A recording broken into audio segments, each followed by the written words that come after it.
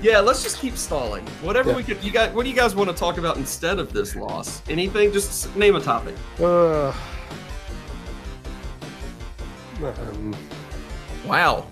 Nothing. I was trying to get us out of this, and ooh yeah. The Scientology cruise ship.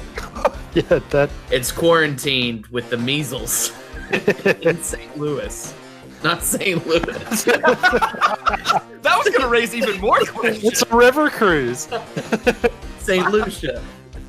That's so exotic of them. Well, on that note, welcome to You'll Never Talk Alone. This week was like contracting the measles. Where we would honestly prefer having the measles and being quarantined on a boat than having to talk about the match against Barcelona. Yet here we are. I'm your friend Joseph Craven. I'm joined by Zach Osborne and Will Caves, the Mississippi section of the podcast. Mm-hmm. Gentlemen, how are you? Doing just fine. Actually been better, but I feel exposed now. You've told our massive fan base where we're gonna get doxxed. I can't go anywhere. That's an internet word that I think relates to my location. Did you just dox me? My bad. I'll censor it in post. Okay. I'll censor it in post. We'll treat it like it's profanity, even though it's actually not. So if you're listening to this episode and you're wondering why in the world I censored, or like what we could have said about Mississippi that would have censored the look. Nope. Turns out it was the location. It wasn't profane at all. Well, Bark, Mississippi, so it's pretty accurate as well. I mean, but Wolf, Mississippi. You got to remember.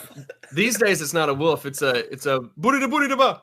So that's true. So here we are in the aftermath, the wake of a shocking, I feel like, result.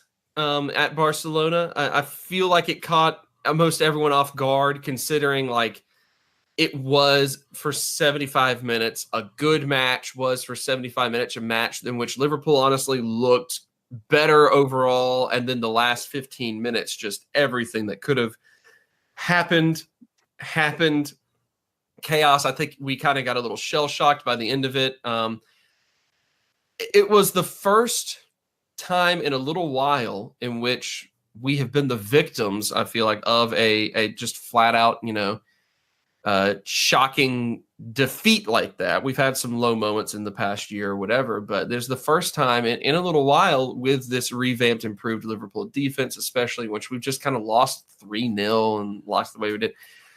So, Zach, since you were an OG on the podcast and Will is still kind of a newcomer, I'm going to turn it over to you first. Okay. Also, because I feel like you have limited time on the podcast these days anyway, because it's been like a month since you were last on. So I should turn it over to you while we still have you. Yeah, that's probably true. What's your reaction to this sort of result? And like the result, like specifically, not necessarily the maybe impending doom, impending Champions League doom, because we'll talk more about that later on. But like the result itself, what's your instant reaction to that? I mean, honestly, my instant reaction is that we shouldn't really overanalyze this or really play up too much possibly how we messed this up. I think it's kind of important to consider this thing in context, that Barcelona is Barcelona and Messi is Messi, and they can do this to any team in the world on any given day. And I honestly don't think it really says that much about us. I just think I think Messi had our number, and until he stops playing soccer, he will be capable of doing this. He was obviously quite motivated. There's the whole storyline of him sort of promising the Barcelona fans that it would not be a repeat of last year's Champions League campaign.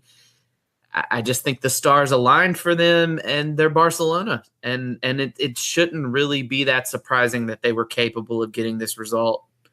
I don't think we did all that much wrong, and I'm trying not to to let this sort of steal my joy too much, because it was always a possibility, in my opinion, regardless of whether or not we showed up. And I think for the most part we did.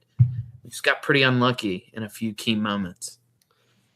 Yeah, I remember Alex saying on the last episode that this Barcelona team this season has been more Messi dependent than they have been in recent memory.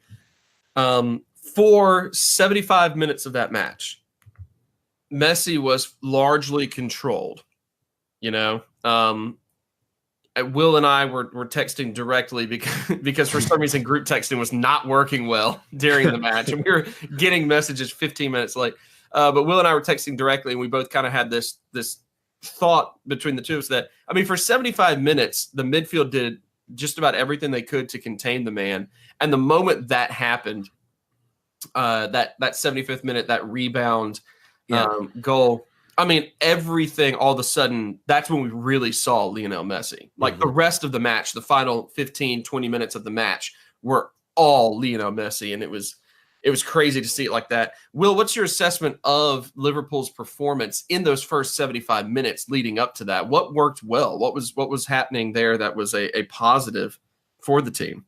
Well, what's wild is that 9 times out of 10 on this podcast, we're either talking about how good Virgil van Dijk is or how good our front three is. But I feel like in this game, we lost. If we lost the game anywhere, it was in either box. Like, our defense didn't play that great when they were approaching the box. Our offense didn't play that great when we were in their box as well. It just, our midfield actually was probably, I mean, they were up to the challenge. They play. I feel like if Hendo, if Milner, if Fabinho was on the ball, like, they had plenty of space. They were able to pass, especially Henderson once he came on. Keita, before his injury, he was doing stuff, but like his passing wasn't as crisp. It wasn't as tight as maybe we've become accustomed to with our normal midfield players. And once Henderson came on, the ball started flying in. The passing was crisp, and our midfield looked great. We missed multiple opportunities to score, which I'm sure we'll go through, but I don't necessarily think, as Zach said, that we played bad. I mean, I don't, maybe you can nitpick and say that the Wijnaldum experiment up top didn't work, or maybe Gomez wasn't completely up to speed, but I feel like against most of the Premier League, that side gets a result. And so it's hard to be nitpicky when the best player in the world beats you, Yeah, and I do want to get to the lineup stuff in just a little bit here, but it does seem, because I think the only major hiccup that you saw was when Keita had to come off, because that was about the 24th minute. Is that right? Ish. Sounds right. I'm looking up the stats. I think it says 24th minute. Again, ESPN FC. 22nd minute, said the official Liverpool site. Okay, cool. So Hendo comes on, and of course, like, there's a little bit of, because you could tell the team had prepared a certain way, and there was just a couple of minutes in which, like, that rattled Liverpool just a bit, enough to kind of encourage Barcelona to build through that side. And then Hendo recovered, and we were good. In that little area, of course, is when that first goal happens, which was one of the most perfect passes and runs I think I've ever seen in my entire life. To have had that timing down just right. And so, I mean, what do you do about that? Just crazy. But the lineup itself, you mentioned already, starting with, Gini Wijnaldum as the false nine, trying to be in that Bobby Firmino role. Joe Gomez coming back from injury and starting at right back. Zach, those two choices in particular seem a little bit like head scratchers. What do you think the thought process was there? Do you think that there was a plan for that, or was that overthinking? At a certain point, me giving tactical analysis is just repeating things that Alex Lebel said in the chat. So I'm but I'm fine to do that, especially since he's not here. What Alex tended to think about the Gomez selection seemed to make a lot of sense. Perhaps a more solid defensive choice going up against Jordi Alba and just the dangerous runs that he would make in from wide positions. I would probably have preferred Trent. I kind of agree with the logic that, Gomez is a more defensive-minded player. Yeah. However, there is the argument of the rusty player who's just working his way back into things versus the guy who's been playing at pretty much top form for the majority of the season, that being Trent. But on the other hand, you can point to the fact that Trent can be much weaker defensively, especially against pacey players. And he really shines going forward and on set pieces. So in a way, it made sense, but maybe in hindsight, we would have preferred Trent. I'm not so much sure about Genie and the whole false nine thing. Maybe if one of you guys want to speak to that and give your thoughts. I don't really have any on that one. Yeah, I mean, I had another friend, text me in the middle of the match and kind of asked me, like, why in the world do we say that? And I said, well, I mean, the only thing I can think of is that the thought process was Bobby tracks back so well that our best option to replacing that is not to try to put Divock in there, but rather to put a midfielder who had been in fine form as a midfielder, up there and see if he can track back well enough. I feel like he didn't do, I mean, which is, I think he did fine in that area, but he didn't do anything offensively. Will, I mean, what's your take on it? Does that seem reasonable? I mean, what's your thought?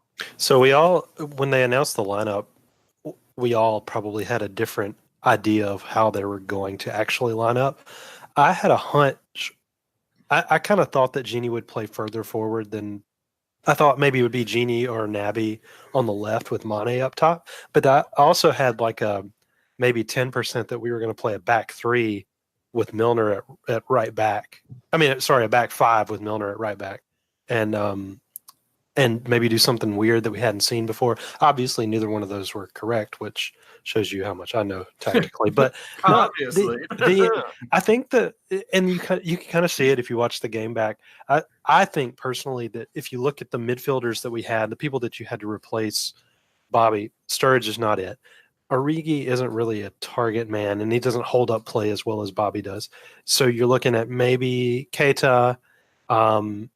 Maybe you move Mo up and put Shaqiri in, or resurrect Lallana from the dead and bring him on.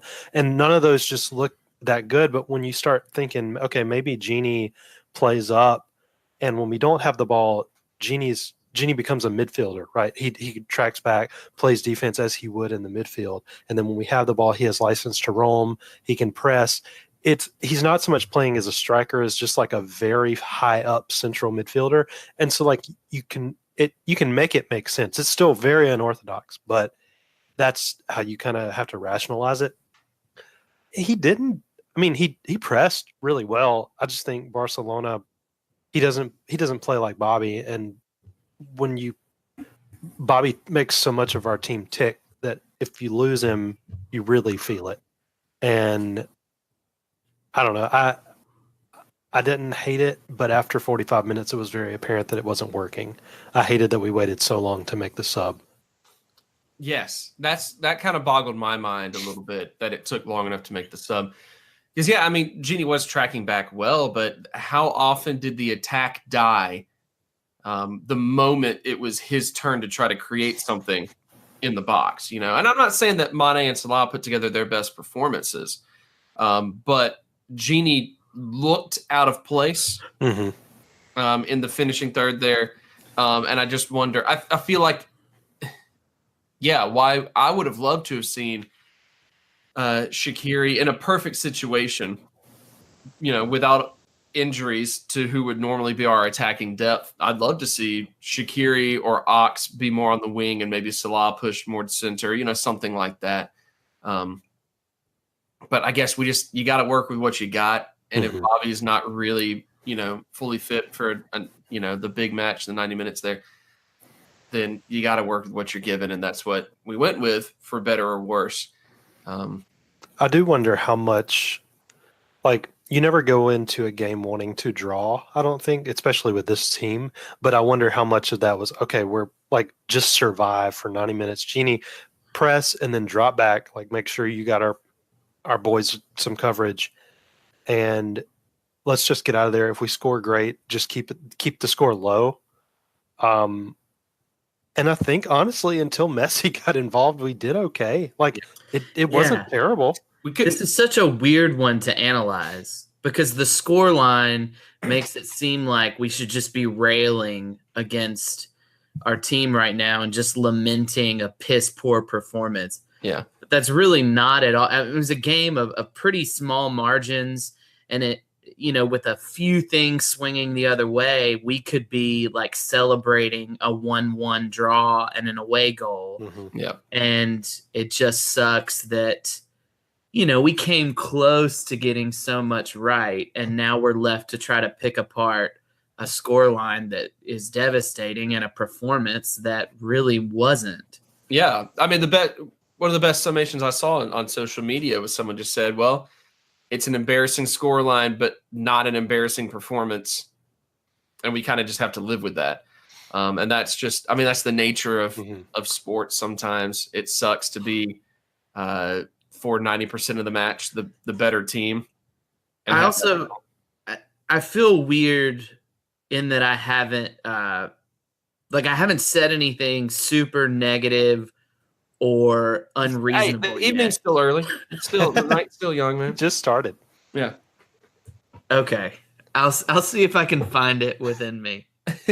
Well, would you like me to ask you about how you're feeling concerning the fact that we could walk out of the season with no hardware at all? Is that a good enough prompt for you? That would be a good start. We do have we have to kind of face those facts a little bit here. This was the competition that was fully in our control, and right now we've ended up in a much bigger pit than maybe we should have been. 75 minutes in, hey, 1-0, we gave away 1 at home, whatever. We scored 2 at home against them. We're good, that sort of thing.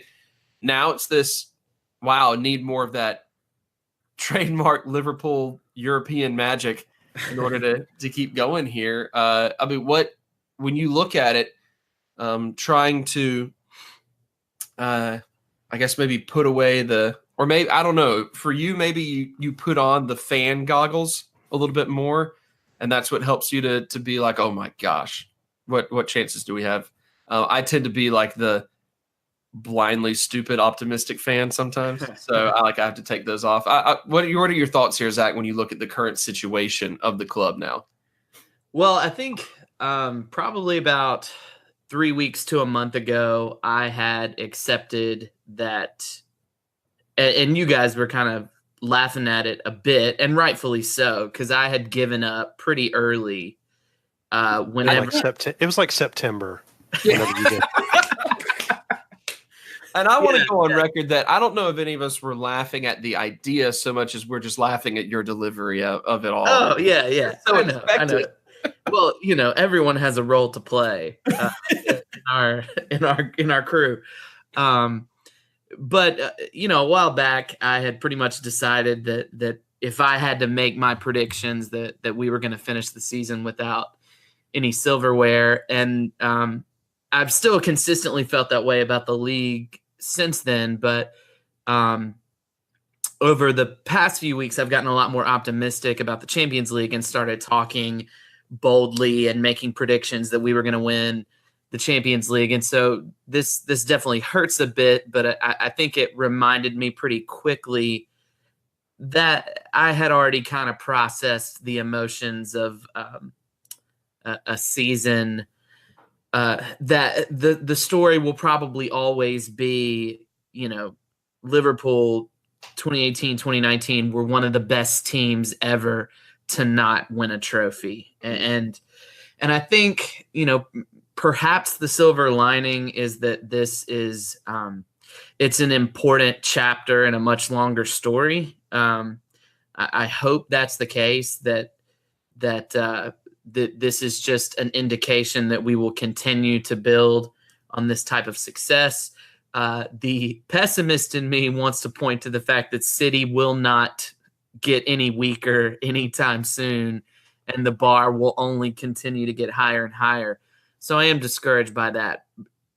I also think it's going to be important over the next couple of weeks for us as a fan base to take control of the narrative and force ourselves to keep it as positive as we can muster, as to not downplay the incredible achievements of the team this year. And that'll be a challenge for people like me who naturally lean towards pessimism and all over players who just played an amazing season and deserve all the praise.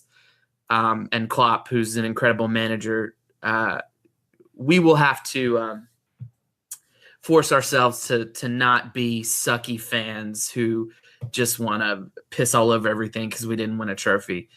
And I'm really just, I'm looking at the man in the mirror here. Good song. So, yeah. Well, these days, it's Did you see that documentary? I'm just saying, it's still one of the most dynamic key changes in music. Yeah, dude. No kidding. It's unbelievable. But yeah, those are my thoughts. I'm trying really hard to not get sucked into just this spiral of self-loathing and sadness. I don't know why self-loathing came into this. Maybe that's just my constant. Is there something you want to tell us, Zach? Anyway, like I said, if I could summarize that whole rant that barely made any sense, I would pull back that phrase I used. As fans, trying to control the narrative and spin this positively and make sure we know that or the team knows that we really appreciate the season they put together, because it has been very special. Even if we come away empty-handed, these guys deserve to know that they've just put together a hell of a campaign. That's kind of my big takeaway. Once again, I just don't know who I am. Right? Well, I mean, like you said it beforehand. Well, first of all, do you want to start up a side project where we break down good older pop songs and really go deep dive into a breakdown of their background and their musical composition and everything, as being two guys that are totally unqualified for that? Absolutely. Because I just thought about that and I'm so in on it now. Mm-hmm. And Here being the first song that we cover. Okay. Well, I mean, all you're doing, I know we make the jokes about the resident pessimist or whatever, but all you're doing is you're speaking as a fan who has had time to process. And one of the things I tend to do myself in an effort to step away from the emotional fan side of things, and more into the analyzing it, is I try not to actually discuss these big losses when I feel too emotional for a solid 24 hours. I try to give myself 24 hours to just say, okay, no, I don't need to talk about it, because I'm just going to spew emotional nonsense and probably, cuss out a stranger that I don't even know that, it lives in Europe and plays soccer and I have nothing, that sort of thing. And I think that's all you're speaking of right now is, okay, you've had time to process and be okay, look, if it does turn out this way, I'll be okay with it because this has been amazing and I hope it's not lost. It's what we were talking about last episode, I feel like, as well, but could be wrong on that. Will, you've said for a while now that you felt like, somebody's still going to drop points in the Premier League, us or City, doesn't really matter. You've said that for a while about your Premier League stance. What's your Champions League stance right now when you look at the next leg and you know that there has to be 4 goals in order to get, to keep moving? I think you said you pretty much despaired about it, but Like, so I had started, maybe not back in September like Zach, but recently started to kind of accept that maybe the league was out of reach slightly. I hate to stand by what I was saying earlier, but I do still think one of us is going to drop points. They will have had to win 14 games in order to right win the league. Like that's insane amount. That's insane. I mean, it's the same amount of games that we would have had to win in 13-14 in order to seal it. Like, right. So, I mean, like, we didn't do it. And so, like, so why should they have the chance? Why should they do it? No, it's going to be tough. I still think, I mean, they have to go. That's actually the tone that I speak in if I haven't had like 24 hours to process it. Is right. That exact? I could sense that through your messages yesterday. I'm absolutely that guy who is just like, well, like, not us. Meh. He turning to Conan O'Brien. I don't know, man. Like it's so tough. But to say like I had rationalized like, okay, we're not going to win the league. Like if we don't win the league, I'm okay with it because the Champions League is still within reach. And now that is also probably out of reach, it does start to hit that we may be watching the best second place team ever. And it just really sucks. It's really unfortunate, though, that Liverpool has zero history whatsoever in coming back from 3-0 down in European ties. I just hate that we don't have that in our history to maybe wish for. It's unprecedented. I can't think of any moment in time. No, there is that. I mean, like you never really we have twice the minutes this time around. Right. Yeah. Exactly. You never really know, and I mean I think that's where I'm sitting at this point in the season as a fan is okay. Yeah, you never really know we had no idea this match against Barcelona was going to turn out the way it did. We didn't know that until that second goal happened. You know, that honestly is when that second goal went in, I was like, man, this okay, like whatever. It's not our night. Yeah, and it's just how do you can't plan like okay, all three of their goals because you can nitpick on the Suarez goal, but literally if Alba had not played the ball absolutely perfectly and Suarez had not gotten the perfect touch on it, and you had not made the perfectly timed run to get exactly perfectly placed back. I mean, how many times does a striker end up offsides on that run? Like he made it offside. Sorry, he made it perfect, and. So like you can't plan for that. You can say all day long, oh, Matip should have covered him or Van Dijk should have run with him, but it doesn't happen. How often like on Messi's first goal, if the ball hits 3 inches up or down, or even left or right, it doesn't fall to him. Like you don't that goal doesn't happen. No. His free kick is the same way. Allison had all but like 1 square foot of the goal covered, and that's where the ball went. That's where it kind of just makes you like you almost don't feel like we lost, but we didn't get beat, and that's what sucks. Yeah, and it just is like that's why I feel like we maybe could still do it. I mean, bring them to Anfield with us having to score. Even if we lose the tie, Tuesday's game's gonna be awesome. We're gonna, I think, and for about 75 minutes, probably maybe it starts getting out of reach at that point. But like, if we haven't scored, we're probably not going to do it. But I think we will go balls to the wall because I feel like we are ever so slightly still in this tie. The league's probably gone, unfortunately. So kind of I have to look back on the season as a success. I will say. And I'm going to be done monologuing after this. This feels different than previous like successful seasons because I feel like we can hold like nobody's going anywhere unless we get surprised and somebody gets sold balled out from under us. But I think that would actually be a surprise. Like you look at Salah, you look at Mane, you look at Van Dijk, like they're staying. They're not going anywhere in the summer, and Bobby's not going anywhere. Trent's not going anywhere. Robbo's not going anywhere. Like our core. This team is going to be here again next season. And so I think maybe I'm not as like dreading the offseason as I was in 13-14 when you kind of knew Suarez was going to go, or like, you kind of dreading in 08-09 when you knew that, maybe we don't have the financial resources to back this team up. So despite the disappointment, this does feel different. I was keeping I had a notepad open on my laptop, and as I was watching the match, I was kind of just like running commentary of just different observations, and it was stuff Do you ever not journal? Only no. You're always journaling. Yep. But I was writing down notes on it, and it was just it's just little stuff like stuff like this is not the role for Genie.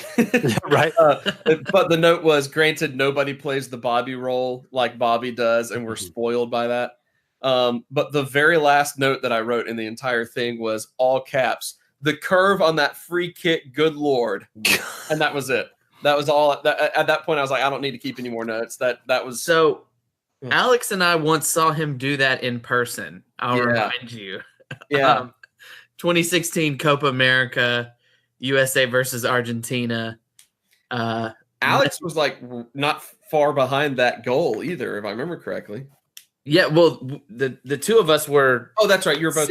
I was there with him, and we were in the American Outlaws section, directly behind the goal. Albeit it was a little bit closer. It wasn't from 25, 27 yards, but it was very similar placement. Yeah, and I think you could see Klopp after the goal, obviously frustrated, but still smiling over Messi's brilliance. That's basically what all the American fans were doing after Messi did the same thing against the U.S. team. So he's just one of those players. You just have to kind of bask in their glory sometimes. Yep. Even as an opposition fan. I saw a stat, and I'll pull it back up, and I'm sure you probably have seen the same thing. But if it was on ESPN FC, I've seen it. I think it was shared by a lot. So this is most goals against the Premier League top 6 since 2011, 2012. Have you seen this? Mm-mm. So this is from most to least. Aguero has 43. Vardy has 31. Eden Hazard has 26, and Lionel Messi has 25. That includes league play. He doesn't play in the Premier League, but he's the fourth highest scorer against the top 6. We just haven't had the luxury of playing him recently. But my goodness, it was our turn, I guess, to get Messi. Yeah, I know. I guess we were due. We were due a Messi. And that was what, his 600th career goal? Yes, so stupid. What a way to get a stupid, achievement anyway. Just 600. What a way to do it. Oh my goodness, just insane. All right, let's look at the Premier League real quick before we wrap up this episode. We do have a match coming up on the 4th that we need to talk about just a little bit. This was one of the ones I think at one point in time maybe worried us just a little bit. Because of the narrative surrounding the teams. However, as it turns out, Newcastle still not all that great of a squad, and we have been playing lights out in the league. So how are we feeling about this Newcastle matchup? Ignoring possible, we badly need Leicester to get a result type of implications, just looking at Liverpool versus Newcastle and Liverpool's form. Zach, back over to you. How are you feeling about this matchup against Newcastle? I mean, I'll maintain that neither Liverpool nor City are dropping any points. That's how I felt for a while. And obviously that didn't make me feel great because that results in City taking the league. But until Brighton shocks everyone. Well, they may actually have to do so to stay up, which is, man, that would just also make me real sad. Cardiff would have to win out. Is that true? Cardiff has 31 points. Brighton has 35. Okay. So Cardiff, and Cardiff has Palace and I think in United to wrap out the season. Okay, all right. So Cardiff is going to win out. Yeah, so they're set. Oh, come on, right? That's my dig at United there. Yeah, I mean, I don't anticipate. I know this was circled on the schedule as a possible trip up by more than just Will. Actually, people who get paid to predict these sorts of things. I get paid. Do you not get paid? Does he not get paid? We have to pay Will an appearance. What the hell? Sorry, man. You're the one who recruited him to this. I'm pretty sure. I think you're right. Yeah, I don't see the trap. I just think our quality is too much. We'll beat them easily, I think. Will, you confident as well there? I've said that this would be our hiccup game if there was going to be one. I kind of secretly felt that when I said someone's going to drop points, I thought it would be us in this fixture that would drop. But, if this game is in December, I'm really worried. But Newcastle has nothing to play for. They're safe. They don't have any chance of getting in Europe. They're on the beach already. Rafa's going to put out a team to get a result, and he's going to try. But if we get an early goal, they're done. I mean, you saw Burnley roll over against City last week. Once they played well until City scored, and then they were done. It's the same thing. If we score early, Newcastle's done. Yeah, I don't know what the cash value difference is between finishing 13th versus finishing 11th, but that would be as high as Newcastle could climb if they won their final couple of matches and West Ham and Palace lost, So I don't know if that's enough motivation, to make more money to step up 2 spots there. 'Cause I don't know how much of a difference there is, if any difference in what they get paid from finishing spots. So yeah, they don't have much to play for, and Liverpool still has everything to play for. Mm-hmm. Have to win, have to keep winning. So all signs point to strong victory, right? I think we'll get a result. And I hate to look past this, but Monday and Tuesday are going to be some of the most stressful days of the season, I think, for us as Liverpool fans. But yeah, I think we should cruise past Newcastle.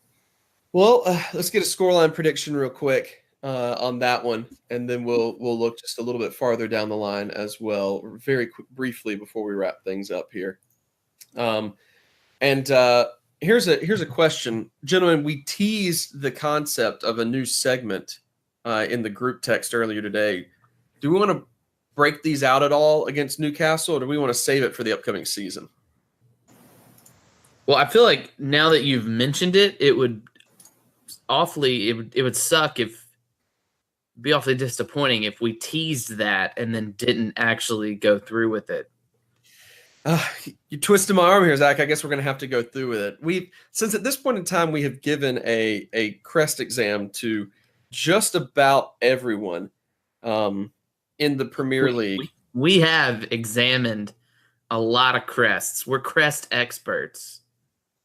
Yes, we are. We're going to be looking at the kits of each club. All right. Have we come up with a catchy name for this one? Oh, I don't think we have. We could try to workshop it. Yeah. This is our workshopping period here. We're going to look at Newcastle's kits real quick, and we're going to rate them on a similar scale to how we rate the crests. We have the course, that's what? Crap crest, meh crest, and best crest. Our kit rating scale goes kit, meh kit, and lit kit, which I am unnecessarily excited about.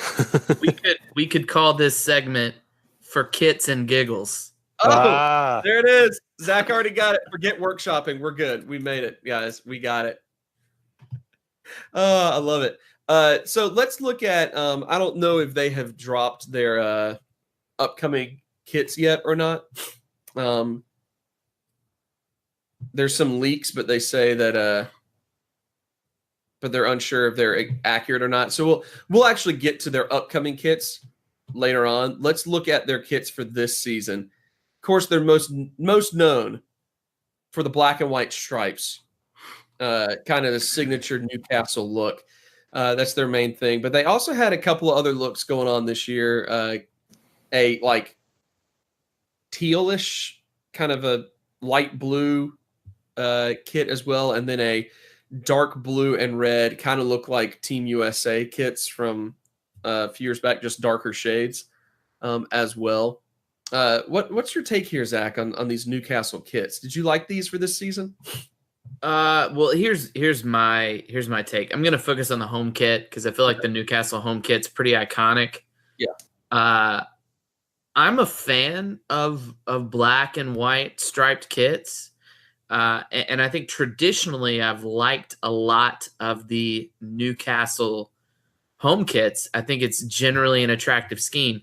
But whenever it was, I feel like it's been fairly recent that they've adopted that teal blue as almost a third color utilized in the kit color scheme. I feel like that is bad and has not looked good yet every time it's been used. And I remember whenever they first used that, I think it was to highlight a sponsor's logo.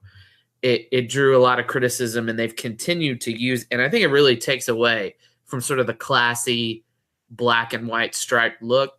So for me, as long as that teal blue is, and I have no issues with teal on its own. I am a Jacksonville Jaguars fan after all. Yeah. The NFL's resident kings of teal. Hell yeah. They serve teal buns on the hamburgers and teal ice cream. The teal bun kind of makes me want to vomit. Yeah, I don't know how I mean, I guess it's just food color, but still it would be real weird to eat that. But anyway, I don't have any issues with teal, but paired with the black and white stripes, don't like it. It's a kit for me. I guess they're trying to incorporate, like, they got the banner in the crest. That's that teal blue, and they're trying to work that in as well. I mean, I guess it makes sense, but I still don't like it. Yeah. Will? Well, I also, if you recall, they've swapped sponsors recently. Wonga used to be their sponsor. Yeah. And it was a big blue, like teal blue box on their kit. I don't know what Wonga is, but anyway, that's betting house, I think. Well, regardless, that I feel like I'm scrolling through and that's when it seems like it appeared. I don't know. But anyway, honestly, I like Newcastle's kits. They're cool. Like you said, they're iconic. You can spot a Newcastle kit. It's not just like your traditional red or whatever. They're like iconic English. I think my like criticism is how they do the numbers. Sometimes with these stripe kits, they'll just put the numbers on top of the stripes, and sometimes they'll have like a box or something cut out. I believe this year they have the box cut out, and it looks better than just the numbers on top of the stripes. So I'm going to say meh kit. With the potential to be lit, depending on what they come up with next year. Yeah, Wonga is a loans company. Oh, okay. Loan and credit company. I'll say, and I'm sorry, Joseph, if I'm stealing your thunder here, but if we're going back and going a little retro, the Newcastle kits with the Newcastle beer logo on front, those are choice. Mm-hmm. Mm-hmm. They transcend lit kit status. That's right, but it's been a while, so. Yeah, I think it's a lit kit, and it's a terrible sponsor fitting on the kit. I think that's the main thing for me that throws me off. The sponsor, first of all, the sponsor being a big like light blue, the big teal or whatever, just stands out like a sore thumb on top of the classy black and white stripes. And then like it's just. I know it's the company logo, so Newcastle really doesn't have any say in like how it's done, but it's not a good looking logo to me. It's kind of just got this bland looking fun 88, running across it. I just don't like that. So I would say that the kit itself lit, but it gets dragged down several steps by that, just like the usage of the sponsor thing. Now this proposed leak of an upcoming kit for the upcoming season has wide stripes with the Fun 88 logo kind of fitting a little bit more. It doesn't look as intrusive. This is just a proposed leak. I don't think there's anything really official about it, but It's out there. If this is true, it's going to be an odd change. It's going to be an odd change. All right, let's get into those scoreline predictions then. Don't think that was bad for a first run. That was not bad for a little breakdown. It gives us something new, and we can discuss it, every season because crests don't change often, but kits are always changing. So good job, guys. Gold stars to you both. Oh, thanks. For this test run. All right, scoreline predictions. Zach, start us off. I'm going to go 3-1 Liverpool. Nice. Will? 3-1. All right. I'm going to go 3-0. I think we keep a clean sheet in this one as well. So, all right, we do have some other match coming up after that. I guess we need to briefly discuss this. I know we've been talking a lot about it, but on Tuesday, the 7th, is the second leg against Barcelona. In case we don't have an opportunity to record anything between now and then, let's go ahead and at least get a little bit of prediction status down here. Zach, what sort of thing do you think we will see in this matchup? What type of match do you think we will witness here? And give us a scoreline prediction as well. Yeah, I mean, I really think we're going to throw everything we have at them and play much less cautiously than we did because we're in a position where we need that perfect result. And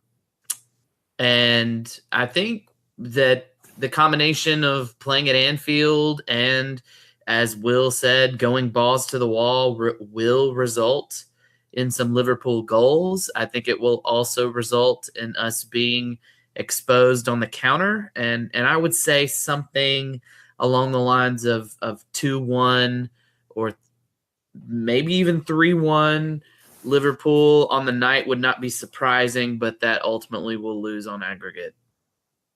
Will, how about you? Well, I think that we will go into Tuesday's game in first place in the Premier League after City and Leicester draw. So I think we will ride that momentum into a 3-0 win and go through on penalties. And all of our hearts will collectively stop. I'm calling it. We're doing it. We're freaking doing it. We're winning the double. Wow. Will is fully expecting in this recording here. You went and stole my optimist thunder. I thought that I'd done something special for one night. No. Then you go and pull that shit right at the end, Will. I can't let you I can't let you out optimistic me. Oh my gosh. Will is going on record as saying this is going to be the greatest weekend in Liverpool history. It's going to be incredible. And then and then we'll lose to Wolves. And right. It's going to Exactly. Oh, well, I can think of no better or worse way to end the episode. Zach kind of took my prediction out of here. I was going to say 2-1. I think we get a couple goals, but we end up in all the effort of trying to push through, slip up on this one, and can't get enough and give up one goal to seal things against Barcelona. So, well, we got it out of our systems. We were a lot calmer, more composed than I expected us all to be. Once we got in this, I really expected at least one of the three of us to have a breakdown. Turns out it's just going to be me trying to edit this episode later on and wondering why I allowed the word to be said as often as it was.